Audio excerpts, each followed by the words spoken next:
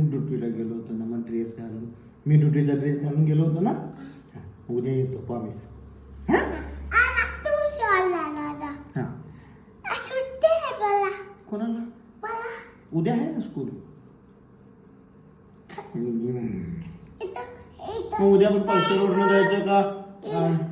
इथं टँगोळ आहे, खुर्ची आहे, हा. काय जेवण आहे. तिथं मम्मीला घेऊन जाणार तू? नाही, पप्पा घेऊन जाणार. मम्मी नको का? मम्मी मला मारते. मारते हो तुला. हा. मग तिला तिकडे जंगलात सोडून देऊया. हा.